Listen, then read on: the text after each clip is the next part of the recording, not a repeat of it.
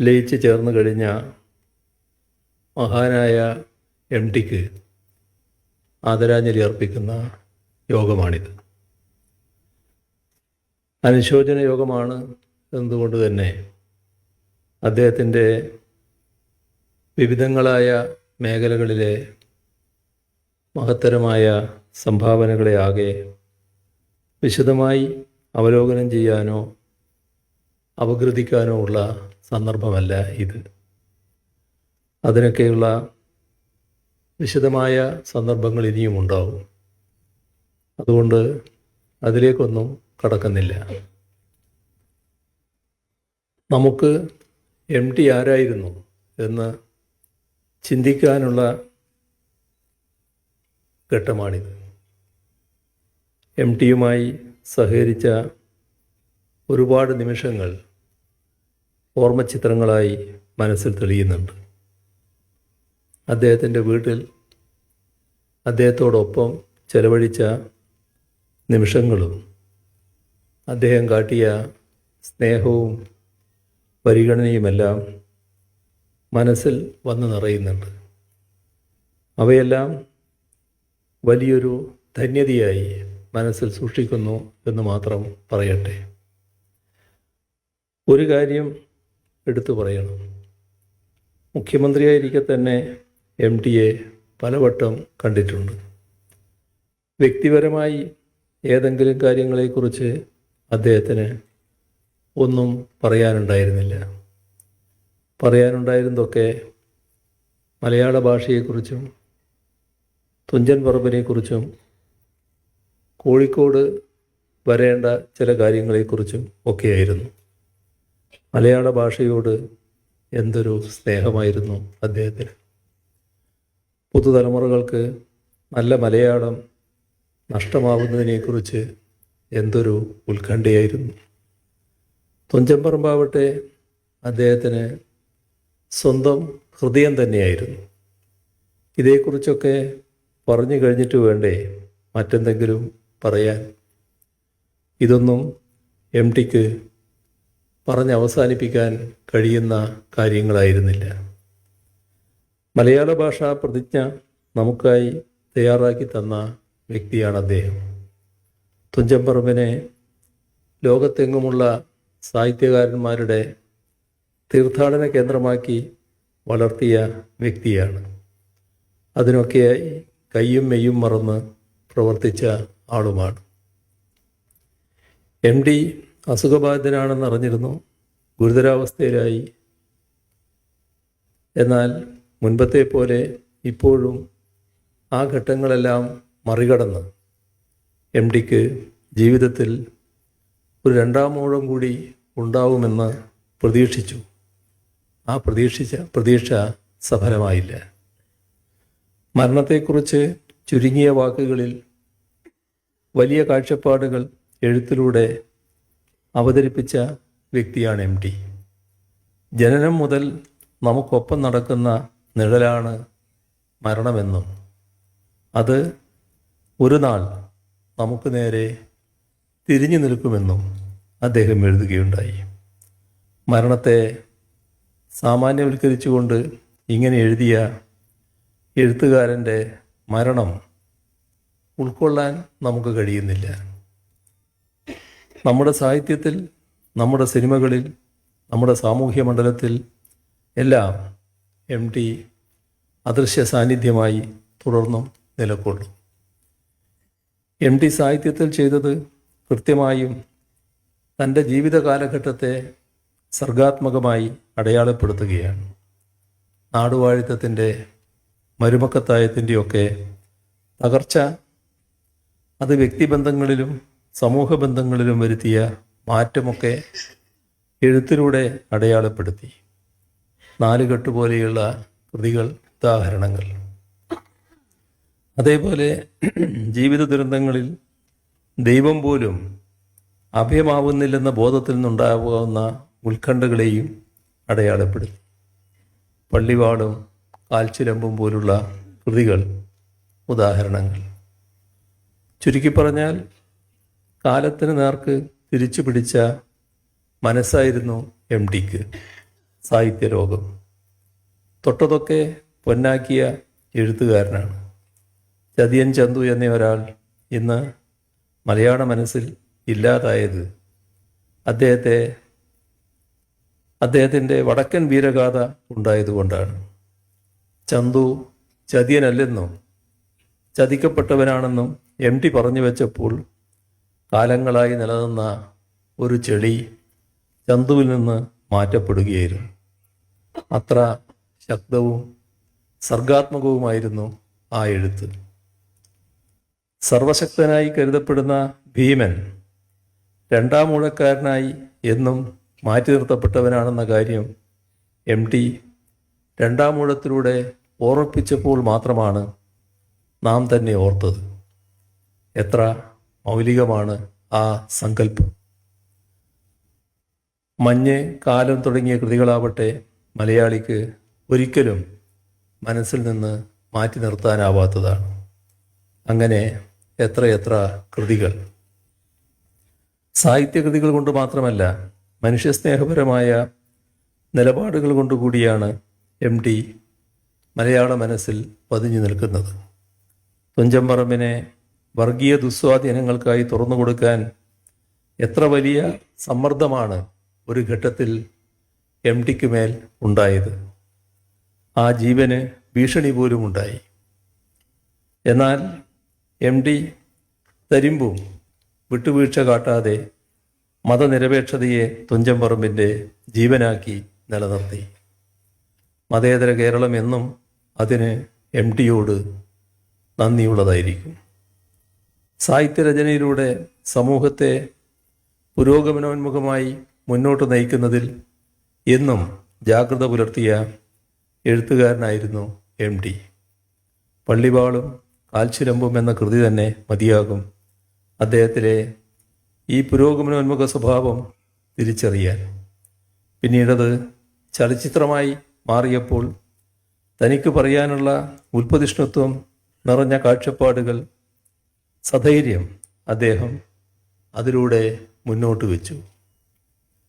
ഇന്നാണെങ്കിൽ നിർമാല്യം പോലെ ഒരു ചിത്രമെടുക്കാൻ എനിക്ക് കഴിഞ്ഞേക്കില്ല എന്ന് ഒരിക്കൽ അദ്ദേഹം നടത്തിയ പ്രസ്താവന മാറിവരുന്ന ഇന്ത്യൻ സാഹചര്യങ്ങൾക്ക് നേരെ പിടിച്ച കണ്ണാടി കൂടിയായിരുന്നു. സമൂഹത്തിൻ്റെ ഉത്കർഷത്തിന് മതവേർതിരിവില്ലാതെ മനുഷ്യസ്നേഹവും ഐക്യവും പുരോഗമന ചിന്തയും അനിവാര്യമാണെന്ന് അദ്ദേഹം വിശ്വസിച്ചു. ആ ആശയം തൻ്റെ എഴുത്തുകളിൽ സർഗാത്മകമായി ചേർത്തു. ഒപ്പം ഓരോ കാലഘട്ടത്തിലും സാമൂഹിക സാംസ്കാരിക രംഗങ്ങളിലുണ്ടാകുന്ന മൂല്യച്യുതിക്കെതിരെ രംഗത്ത് വരികയും ചെയ്തു. ചെറുക്കേണ്ടതിനെ ചെറുക്കാനും സ്വീകരിക്കേണ്ടതിനെ സ്വീകരിക്കാനും കഴിയുന്ന വിധത്തിൽ സമൂഹത്തെ പാകപ്പെടുത്തുന്നതിന് അദ്ദേഹം എഴുത്തിലൂടെയും സാമൂഹിക ഇടപെടലിലൂടെയും നൽകിയ സംഭാവനകൾ വളരെ വലുതാണ്. മലയാളം ലോകസാഹിത്യത്തിന് നൽകിയ അപൂർവ പ്രതിഭകളിൽ ഒരാളാണ് എം ടി. ഏതെങ്കിലും ഒരു കള്ളിയിൽ ഒതുങ്ങി നിൽക്കുന്നതല്ല എം ടിയുടെ പ്രതിഭ. പ്രഗത്ഭനായ ചലച്ചിത്രകാരൻ, മികച്ച പത്രാധിപർ എന്നീ നിലകളിലും അദ്ദേഹം കേരളത്തിൻ്റെ സാമൂഹ്യ സാംസ്കാരിക മേഖലകളിൽ തനതായ മുദ്ര പതിപ്പിച്ചു. ഓരോ ഭാഷയിലും നിരവധി സാഹിത്യകാരന്മാരുണ്ടാകാറുണ്ട്. എന്നാൽ സാഹിത്യപ്രേമികളുടെ ബുക്ക് ഷെൽഫുകളിൽ നിർബന്ധമായും ഇടം പിടിക്കുന്ന നിർബന്ധമായും വായിച്ചിരിക്കേണ്ട അപൂർവം പ്രതിഭകളെ ഉണ്ടാകാറുള്ളൂ. ഇംഗ്ലീഷ് സാഹിത്യം ഇഷ്ടപ്പെടുന്നവർ ഷേക്സ്പിയറിനെയും ഫ്രഞ്ച് സാഹിത്യം ഇഷ്ടപ്പെടുന്നവർ വിക്ടർ യൂഗോവിനെയും വായിക്കുകയും സൂക്ഷിച്ചു വെക്കുകയും ചെയ്യും. മലയാളത്തിൻ്റെ കാര്യമെടുത്താൽ ആ സ്ഥാനം എം ടിക്ക് കൂടി അവകാശപ്പെട്ടതാണ്. മഞ്ഞും അസുരവിത്തും കാലവും രണ്ടാമൂഴവുമൊക്കെ അലങ്കരിക്കാത്ത ബുക്ക് ഷെൽഫുകൾ കേരളത്തിൽ ഇല്ലെന്ന് തന്നെ പറയാം. ചങ്ങമ്പുഴയ്ക്ക് ശേഷം മലയാളി ഇത്രയേറെ വായിച്ച മറ്റൊരു സാഹിത്യകാരനുണ്ടാവില്ല. സാഹിത്യമോ സിനിമയോ പത്രപ്രവർത്തനമോ ഏത് രംഗവുമാവട്ടെ അവിടെയെല്ലാം തിളങ്ങുന്ന മുദ്ര പതിപ്പിച്ച വ്യക്തിത്വമാണ് അദ്ദേഹത്തിൻ്റേത്. മികവാർന്ന പുസ്തകങ്ങൾ കൊണ്ട്, സാഹിത്യത്തെയും സിനിമകൾ കൊണ്ട് ചലച്ചിത്ര രംഗത്തെയും അദ്ദേഹം ശ്രദ്ധേയമാക്കി. പല തലമുറകളിൽപ്പെട്ട അനേകം എഴുത്തുകാരെ പ്രോത്സാഹിപ്പിച്ചു. അതാകട്ടെ മലയാള സാഹിത്യത്തിൻ്റെ വളർച്ചയ്ക്കും വികാസത്തിനും മുതൽക്കൂട്ടായി. അങ്ങനെ നോക്കുമ്പോൾ കേരളത്തിൻ്റെ സാംസ്കാരിക മണ്ഡലത്തെ പരിപോഷിപ്പിക്കുന്നതിൽ MT നൽകിയ സംഭാവനകൾ താരതമ്യമില്ലാത്തതാണ്. MT ഒരു പാഠപുസ്തകമാണ്. ആ ജീവിതത്തിലെ ഓരോ ഏടും ഇഴയും വേറിട്ട് പരിശോധിക്കുന്നത് സാഹിത്യ പഠിതാക്കൾക്ക് ഉപകാരപ്രദമായ ഒന്നാണ്. എഴുതേണ്ടതെങ്ങനെ, അതിനുള്ള നിലമൊരുക്കേണ്ടതെങ്ങനെ, എഴുത്തിൻ്റെ സാമൂഹ്യ കടമ എന്ത് എന്നെല്ലാം ആ ജീവിതത്തിൽ നിന്നും നമുക്ക് പഠിച്ചെടുക്കാനാകും. സാഹിത്യരംഗത്തേക്ക് കടന്നു വരുന്ന ഏതൊരാളും വായിച്ചിരിക്കേണ്ട പുസ്തകമാണ് കാതികൻ്റെ പണിപ്പുര. സാഹിത്യത്തെക്കുറിച്ച് ഇഴകീറി പരിശോധിക്കാൻ ഞാൻ ആളല്ല. എന്നാൽ MTയുടെ ചില സവിശേഷതകൾ ഒരു പൊതുപ്രവർത്തകൻ എന്ന നിലയിൽ ശ്രദ്ധയിൽപ്പെട്ടിട്ടുണ്ട്. ഈ നാടിൻ്റെ ചരിത്രപരമായ എല്ലാ അംശങ്ങളെയും സ്വാംശീകരിക്കാൻ അദ്ദേഹത്തിൻ്റെ രചനകൾക്ക് കഴിഞ്ഞിട്ടുണ്ട്. മിത്തുകളുടെ പുനർവായന, ഫ്യൂഡലിസത്തിൻ്റെ തകർച്ച, ആഗോളവൽക്കരണം, പ്രവാസം, പുരോഗമന ചിന്തകളുടെ വരവ് എല്ലാം തന്നെ അദ്ദേഹത്തിൻ്റെ രചനകൾക്ക് വിഷയമായി. അങ്ങനെ നോക്കുമ്പോൾ ഈ നാടിൻ്റെ പൊളിറ്റിക്കൽ ഹിസ്റ്റോറിക്കൽ ക്രോണിക്കൽ കൂടിയാണ് ആ സൃഷ്ടികൾ. എന്നും പുരോഗമനപക്ഷം ചേർന്ന് സഞ്ചരിച്ച എഴുത്തുകാരനാണ് MT. അത് സിനിമയിലൂടെ, സാഹിത്യത്തിലൂടെ. നാലുകെട്ട് എന്ന കൃതി അവസാനിക്കുന്നത് പുതിയ കാറ്റും വെളിച്ചവും കയറുന്ന വീട് പണിയണമെന്ന പരാമർശത്തോടു കൂടിയാണ്. ഫ്യൂഡലിസം തകർന്നു, പുതിയൊരു സമൂഹമായി പരിണമിക്കാൻ മലയാളി ഒരുങ്ങുന്നു എന്നുകൂടി അതിസമർത്ഥമായി പുരോഗമന ചിന്തകളുടെ കടന്നുവരവിനെ ഇത്രയേറെ പ്രതീകാത്മകമായി അവതരിപ്പിച്ച രചനകൾ അധികമുണ്ടാവില്ല. ഇടതുപക്ഷത്തെ ഒരിക്കലും ഒരു വാക്കുകൊണ്ടോ നോക്കുകൊണ്ടോ പോറലേൽപ്പിക്കാതിരുന്ന സാഹിത്യനായകൻ കൂടിയാണ് MT. കഥയുടെ കൈയടക്കത്തെക്കുറിച്ച് പഠിക്കുന്ന ഓരോരുത്തർക്കുമുള്ള പാഠപുസ്തകമാണ് അദ്ദേഹത്തിൻ്റെ രചനകൾ.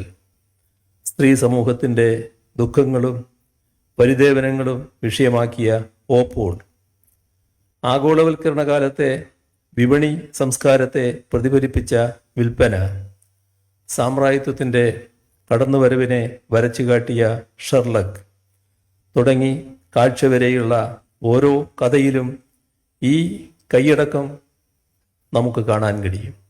കഥനത്തിൻ്റെ ഒരു പാളി മുകളിൽ സ്ഥാപിച്ചുകൊണ്ട്